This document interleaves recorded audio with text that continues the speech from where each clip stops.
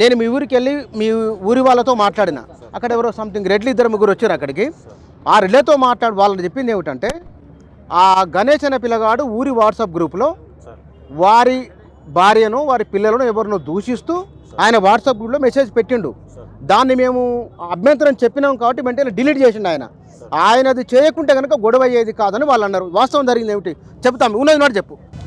మా ఆడలు మొత్తం వెళ్ళి అమ్మగారు, మా అక్క, మా భార్య, మా వదిన, మా చిన్నమ్మ వీళ్ళందరూ కలిసి ఒకేసారి పోయినరా? ఎప్పుడు సరిగ్గా పోయిన 18 తారీఖు సార్, 18వ తారీఖు గుడి దగ్గరికి వెళ్ళారు. వెళ్తే వీళ్ళని చూసిందాడే గేట్ వేసుకుని వీళ్ళని చూసిందాడే గేట్ రూమ్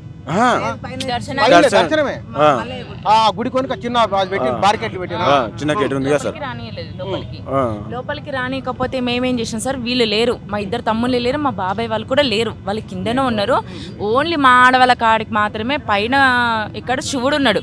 అక్కడ దర్శనం అయిపోయిన తర్వాత మళ్ళీ కిందికి వచ్చినాం. ఇక్కడ మల్లన్న స్వామి కాడికి వచ్చినాం. వచ్చిన తర్వాత ఏమైంది, అక్కడ ఎవరు శ్రీనివాస్ రెడ్డి ఇంకొక ఆయన కురువైన ఉన్నాడు. ఉంటే ఏమైంది, ఇట్లా గేట్ లాగా ఉంది సార్, చిన్న గేట్ లాగా పెట్టిరు. అయితే ఈ జాతర ఎట్లా చేస్తారంటే చాలా మంది ఉన్నప్పుడు ఓన్లీ బయటనే మొక్కిపోవాలి.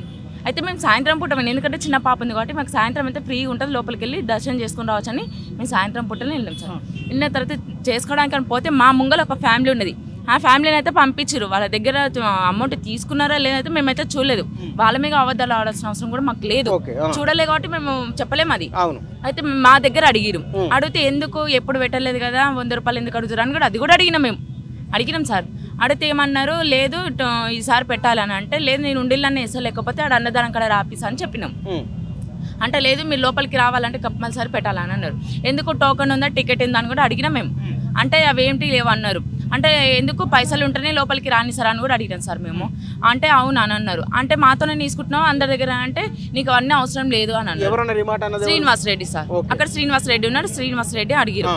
అయితే మేము ఎందుకు లోపలికి ఎందుకు రావద్దు, ఎందుకు ఇష్టం ఉంటారు రప్పించుకుంటారు లేకపోతే లేదా, అంటే మీకు నచ్చాలా మంచిది అది అని కూడా అడిగినాం. అవును మాకు నచ్చిన వాళ్ళని రప్పించుకుంటాం, కులం ఉన్న వాళ్ళని కూడా రప్పించుకుంటాం అది కూడా అన్నాడు ఆయన. అన్నాడు కులం ఉన్న వాళ్ళు అంటే మేము సాకలం, అంటే సాకలం కులం చేసుకున్నావా నువ్వు, మన దగ్గర సంసారం చేస్తున్నావా నువ్వు, ఈ మాట కూడా అన్నాడా? ఉన్నారు ఎవరన్నా ఈ మాట డిస్కషన్ వచ్చినప్పుడు? అక్కడ మా జనాలు మా ఊరులు కదా సార్, 1000 జనాలు ఉంటారు. 1000 జనాలు ఏ మనిషిని మలికేయాలని చెప్పాలి సార్. ఆ తర్వాత మా ఇంకున్నలని రండి అని అన్నారు. ఎందుకు మేము పోవద్దా లోపలికి, మమ్మల్ని పంపిణీ జస్ట్ మొక్కేసి వస్తాము, కొబ్బరికాయ కూడా లోపల కొట్టాం, బయటనే కొట్టుకుంటాం అని కూడా అన్నాం. అంటే ఏం అవసరం మీ పక్కకు జరగని బయట ఎన్నుకున్న లోపలికి వస్తారు అని అన్నారు.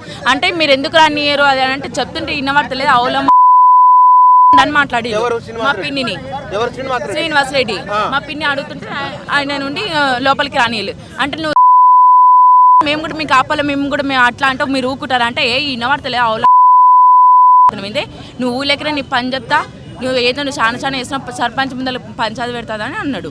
అంటే ఏంటికి పెడతావు, నేను తప్పు చేసినా అంటే నువ్వు ఆడాలంటే నువ్వు ఆడాలి, నువ్వు అంటే పడాలి, మేము అంటే మేము ఆడలేము, అంటే మేము కులం తక్కువ అని నువ్వు ఎన్ని పడాలి మేము. అంటే నీ రెడ్డిస్ అంటే నువ్వు ఊరుకోవు, అంటే నీ అమ్మాయితో ఒకటి మా అమ్మాయితో ఒకటి, నీ అమ్మ అంత ప్రతివత్తనా అని కూడా మేము అన్నాము.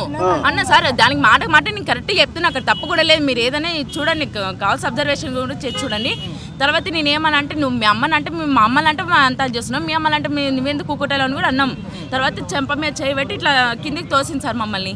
తోసిన తర్వాత మెట్ల కాడికి వచ్చిన తర్వాత మా అమ్ముండి అక్కడ ఉన్న జనాలు కూడా అన్నారు, వాడు అమ్మని పిల్లని మిమ్మల్ని అంత గలీజ్ అంటే మీరు ఎందుకు కూకున్నారమ్మా, జనాలు ఉండి వాడు రెడ్డిస్ అయితే ఓనికి గొప్ప, ఈ చెంప మీద ఒక్కటి కొట్టేది చెప్పేసుకొని కొట్టేది ఉండే దేవుని ముంగల, తప్పైతే తర్వాత చూసుకుంటుంటామని కూడా అక్కడ జనాలు ఉండి తిట్టిరు, మమ్మల్ని కూడా తిట్టిరు.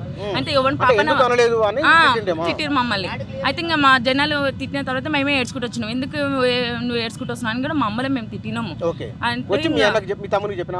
కిందికి వచ్చినాం సార్, ఏడ్చుకుంటూ మేము కిందికి వచ్చినాము. ఏడ్చుకుంటూ కిందికి వస్తే మేము కొంతసేపు కూర్చున్నాం సార్. అప్పటికి మేము 1 పోయినాం దర్శనానికి పైకి, మధ్యాహ్నం టైంలోనే పోయినాం. సాయంత్రం కిందికి వచ్చినాం. కిందికి వచ్చిన తర్వాత 5:30 అవుతుంది. ఆ తర్వాత వీడు వచ్చిండు. ఏమైంది చిన్న పాపను పంపించిన దర్శనంకి, ఈరోజు జాతరకు పంపించిన ఇంకా రాలే అని చెప్పేసి వీడు వచ్చిండు.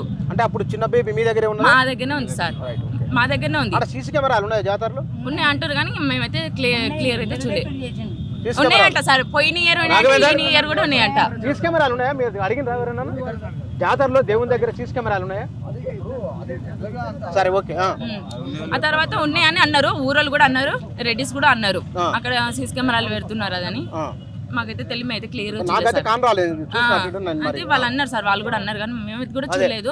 తర్వాత మేము కిందికి వచ్చిన తర్వాత వీళ్ళకి చెప్పినాం, ఏమైంది ఏడ్చుకుంటూ వస్తురు అది అని అన్నారు. అంటే గిట్లా అన్నారు, చిన్న అమ్మలం పిల్లలని గలీజ్గా మాట్లాడిరని నేను వీళ్ళకి చెప్పిన. ఈయన చెప్తే వీడేం చేసిండు, వీడు నేను అక్కడ ఉన్నాడు అక్క శ్రీనివాస్ రెడ్డి అంటే ఉన్నాడు చిన్న అని చెప్పిన. అయితే నేను అడిగే చూసాగాని వీడు పోయిండు అంటే అక్కడ పోయేసరికి ఆయన లేడు. అయితే ఆయన కింద కొబ్బరికాయ రూమ్ లో ఉన్నాడంటే మేము చూడలేదు అది. అయితే ఈయన చేసిండు, ఈయన వాట్సాప్ గ్రూప్ ఉన్నది కుమ్మెర గ్రూప్.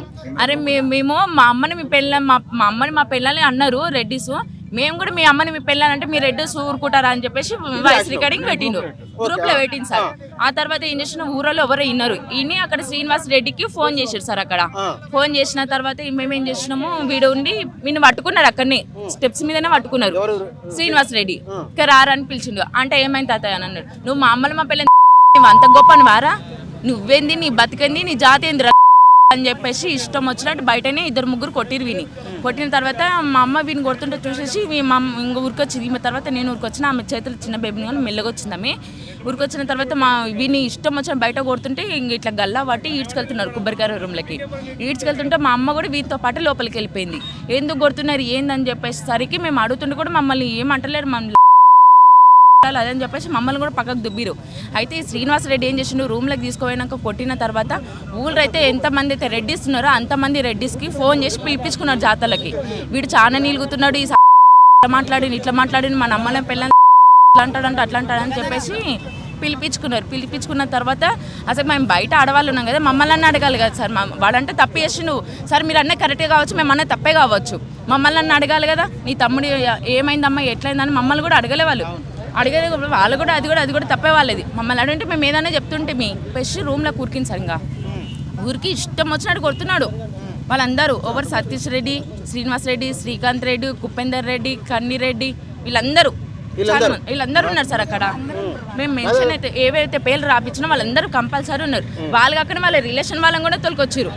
వాళ్ళ రిలేషన్ వాళ్ళ ఊళ్ళు తెలియదు, వాళ్ళ పేర్లు తెలియదు. అక్కడ జాతరలకని ఇంకా పిలిపించుకుంటారు సార్, పండుగకి పిలిపించుకుని వాళ్ళని కూడా ఇన్వాల్వ్ చేశారు సార్. అలా వాళ్ళని కూడా ఇన్వాల్వ్ చేసి ఇష్టం వచ్చినట్టు కొడుతుంటే లేదు సార్, ఇదంతా అబద్ధం సార్. అయితే అది కూడా నేను చెప్తా సార్, ఆ విషయం కూడా నేను చెప్తా. అయితే ఏమైందంటే రూమ్లో తీసుకొని కొడుతుంటే ఏం చేసారు, అక్కడ రాడు ఉంటాయి కదా సార్, కొబ్బరికాయలు తీసి రాడు ఇట్లా పొడుగా సీకులుగా, అది ఏం చేసిండు వీళ్ళని కొట్టడానికి పోతే పొడవడానికి పోతే ఇట్లా పట్టి ఎవరో గుంజేసారు. వీళ్ళు గుంజేసరికి అది తట్టుకొని కింద మొత్తం కొబ్బరికాయలు ఉన్నాయి సార్. దాన్ని చెప్పలే దానిలో కాలు పడి తట్టుకొని పడేసరికి తాను పడేసరికి ఇట్లా పడ్డారు సార్. క్లాట్ అయింది ఇక్కడ, జస్ట్ స్టిచ్చింగ్ కూడా పడేసారు, కుట్లు కూడా పల్లె ఆయనకి జస్ట్ ఇట్లా చీరుకోపోయినట్టు అయింది. అది బ్లడ్ మొత్తం చాలా అయింది.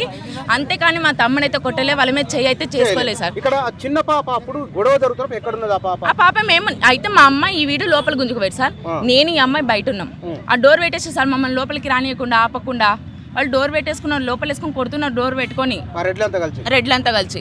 నేనేం చేసా అంటే అక్కడ నుండి బయట నుండి వచ్చిన వాళ్ళు ఆవేశం మీద ఉండరు కదా, లోపల ఉన్న వాళ్ళైతే ఆవేశం మీద ఉన్నారు, మా మాట వినట్లే అని చెప్పేసి బయట ఉన్న వాళ్ళని అడుగుతున్నాం కాళ్ళ మీద పడి, తాతయ్య ఆపండి, మామయ్య ఆపండి, మీ కాలు మొత్తం ఊళ్ళో కొనాక ఏమన్నా ఉంటే మాట్లాడుకుందాము, ఈ జాతర అయిపోయినాక పంచాయతీ పెట్టుకొని మాట్లాడుకుందామండి, కొట్టకండి, మనకి చిన్న పిల్ల ఉంది, 2 నెలల పిల్ల ఉంది, ఆ పిల్లకి ఏమైనా తల్లికి ఏమైనా వాళ్ళందరూ రోడ్డు మీదకి వస్తారు, కొట్టకండి అని చెప్పేసి కాళ్ళ మీద పడ్డాం. నేను పడ్డా ఆగట్లేదు, ఆమె పడ్డా అట్లా ఇద్దరం కలిసి కాళ్ళ మీద పడ్డా కూడా ఆయన ఆగట్లేదు. కనీసం చిన్న పాప ముఖం చూసి అన్న కాళ్ళ మీద పెడితే వాళ్ళ కనికరం అని వస్తుందేమని చెప్పేసి పెట్టినా కూడా చూడలేదు. మా జడలు వాటి పక్కకు జరిపి చెంపల మీద కొట్టిరు సార్. కొట్టి ఎదల మీద చేసి కూడా దుబ్బిరు, కొట్టిరు సార్, మమ్మల్ని కూడా కొట్టిరు. కొట్టిన తర్వాత పిల్లలే అని చెప్పేసి అంత దూరం పోయి పడ్డా సార్ పాప. మా మధుసూదన్ రెడ్డి అంత దూరం పోయి పడితే అంతా రెడ్డిస్ అన్నప్పుడు చదువుకోకుండా ఉంటారా సార్ వాళ్ళు? వాళ్ళు బాగానే చదివి సార్ వాళ్ళు, అంటే బాగానే ఏజ్ పర్సన్ లేవు సార్ వాళ్ళు, కానీ చదివిరు సార్. చదివినాకే వాళ్ళు రెడ్డిస్ అన్నాకి ఇంత బల్పు ఉంది సార్ వాళ్ళకి.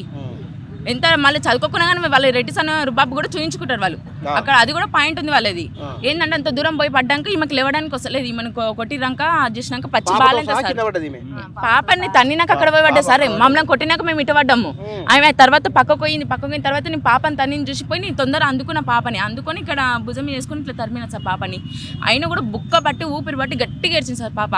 గట్టిగా ఏడ్చేసరికి నేను ఎంత ఎత్తుకున్నా ఆమెను ఓదార్చిన కూడా ఆమె ఊకట్లే అని చెప్పేసి తల్లికి ఇచ్చిన, నువ్వు పాలు పట్టించి నువ్వు పక్కకు కూర్చొని నేను కూడా నూకుతాను అని చెప్పేసి తల్లికి ఇచ్చిన తర్వాత వాళ్ళని పక్కకు జరిపిన తర్వాత నేనుండి మళ్ళీ రూమ్ కాడికి వచ్చి డోర్ కాడికి వచ్చి ఆపుతుంటే వాళ్ళు ఆగట్లేదు సార్. ఇప్పుడు మీరు ఇంత గడిచిన అయిన తర్వాత పోలీసులు మీ పట్ల బాగానే రెస్పాండ్ అయినరా? లేదు సార్. అయితే మా తమ్ముని మా అమ్మని కొడుతుంటే వీళ్ళ దగ్గర ఫోన్ ఉన్నది. ఫోన్ చేసి సార్ ఇక్కడ చిన్న గొడవ దానికి పెద్దగా చేసారు, మా అమ్మ నన్ను ఫుల్ కొడుతున్నారు, అర్జెంటుగా రాను అని మా తమ్ముడు చేసి సార్ చేస్తే వాళ్ళు 1-2 గంటలకు వచ్చారు సార్. అక్కడ 5కి 5:30కి స్టార్ట్ అయితే గొడవ లోపల రూమ్లో వేసి కొట్టడము 8:30కి వదిలేరు సార్. అంటే అది కూడా కానిస్టేబుల్ వాళ్ళు నిర్లక్ష్యం చేసారు. తొందర వచ్చినుంటే ఆ పాపకి దెబ్బ తాకకపోతుండే, మా తమ్మునికి ఏం కాకపోతుండే, ఇంత ఇష్యూగా కూడా కాకపోతుండే సార్ వాళ్ళు. ఆ రోజు నేను 10th క్లాస్ చదువుతున్నా సార్. ఇంటర్మీడియట్. ఈ అమ్మాయి చదువుకోలేదు. అమ్మాయి మీ ఊళ్ళో మీ దాంట్లో ఎంతమంది చదువుకున్న వాళ్ళు ఉన్నారు? ఉన్నారు సార్. ఇంకా అంటే ఇప్పుడిప్పుడే చిన్న చిన్న పిల్లలు చదువుకున్న వాళ్ళు ఉన్నారా? ఉన్నారు సార్. చదువుకున్న వాళ్ళు ఉన్నారా? ఉన్నారు సార్. ఉన్నారు సార్ చదువుకున్న వాళ్ళు.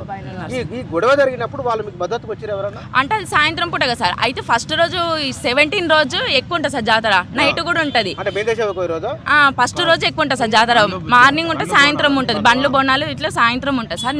18th రోజు నైట్ పూట ఉండదు సార్. అక్కడ ఏదో అక్కడ అమ్ముకున్న వాళ్ళు బొంగులు పుట్టినాలు కొబ్బరికాయలు అమ్ముకున్న వాళ్ళు మాత్రమే నైట్ పూట ఉంటారు. 18th రోజు ఎవరు ఉండరు నైట్. ఆ టైం రోజు మేము పోయినాం. ఎందుకు డిలీట్ చేసిన మెసేజ్ అది? ఎవరిది? వాళ్ళే మా తమ్ముని కొట్టి ఫోన్ గుంజుకొని వాళ్ళే డిలీట్ చేయించారు సార్. వీళ్ళు కొట్టుకుంటేనే డిలీట్ చేయించారు వాళ్ళు. నాకు ఆ ఊర్లో చెప్పింది ఏంటంటే, నేను ఊర్లోకి వెళ్ళాక నాకు రెడ్లు కలిసిండు. కలిసి వారు నాకు చెప్పిన ఆర్గ్యుమెంట్ ఏంటంటే, మేమేం అనలేదు ముందు. అక్కడ వచ్చిన నీ పేరు ఏం పేరు అన్నావు? కీర్తి సార్. కీర్తి గౌరమ్మ పేరు చెప్పారు. గౌరమ్మ అనట ఆమె ఎవరో కొంచెం ఆమె రూడ్గా మాట్లాడింది వాళ్ళన్నమాట. ఆమె రూడ్గా మాట్లాడితే వీళ్ళ కోపం వచ్చింది. కోపం వచ్చిన తర్వాత వీళ్ళు చేయి చేసుకున్నారు. కొట్టిన మాట వాస్తవం అందరూ ఒప్పుకున్నారు. సరే సార్, రూతిగా మాట్లాడింది అని అంటున్నారుగా. వాళ్ళు ఏది మాట్లాడింది ఉంటే అక్కడ నుండి మెన్షన్ రాందే మా పిన్ని మాట్లాడిందా సార్ దానికి? వాళ్ళు అన్నది ఇప్పుడు ఒక్కదానికైతే ఇప్పుడు కుక్కని పక్కల రోడ్డు మీద కుక్కని అసంటిది మనం రాయి తీసుకొని కొడుతున్నాం ఉష్యం అంటేనే అది మనం ఇంక మొరుగు అని లేస్తుంది. అట్లాంటిది వీళ్ళు ఏమన్నది మేము అంత రియాక్షన్ అవుతామా సార్? అక్కడ అయితే వాళ్ళే గుంజుకున్నారు, వాళ్ళే డిలీట్ చేసారు. ఇప్పటికి కూడా ఫోన్ వాళ్ళ దగ్గరనే ఉంది. ఆ ఫోన్ కూడా ఇవ్వలేదు మాకు. వాళ్ళు ఫోన్ గుంజుకున్నారు. ఇంకా అక్కడ ఉన్న జనాలే గుంజుకున్నారు సార్. లోపలనే రూమ్ లోపలనే వాళ్ళే గుంజుకున్నారు, ఇవ్వలేదు సార్. ఇక్కడ మీరు లోకల్ ఎమ్మెల్యే నుంచి కానీ లేకపోతే కలెక్టర్ పోలీసుల నుంచి ఏమి సపోర్ట్ దొరికింది? మీకు ఏమైనా మద్దతు దొరికిందా సార్? మాకైతే ఇక్కడ ఉన్న ఎమ్మెల్యే అయితే ఇంతవరకు అయితే ఏ రెస్పాండ్ అయితే కాలేదు సార్. మాకు కాలేదు సార్. వాళ్ళు ఎంపీ కూడా కాలేదు, ఎవ్వరు రాలేదు సార్ మా దగ్గరికి. మేము ఇక్కడ చాలా ఫోర్స్ చేస్తేనే అది కూడా కలెక్టర్ కాడికి మమ్మల్ని తీసుకెళ్ళారు. ఏం మరవా గణేష్ నువ్వు చెప్పు. మల్లురావి ఆయన దళితుడు సార్. ఇది లోక్సభ దళిత నియోజకవర్గం సార్. ఇక్కడ దాడి జరిగిందా? మీరు మల్లురావికి ఏం చెప్తారు చెప్పు. మాకు జరిగిన అన్యాయం ఆయన వచ్చి అడిగి ఇట్లా తెలుసుకొని వాళ్ళ మీద రిమాండ్ చేసి వాళ్ళని జైలు వేసి కఠినంగా చర్యలు తీసుకోవాలని అనుకున్నాం సార్. అంతే.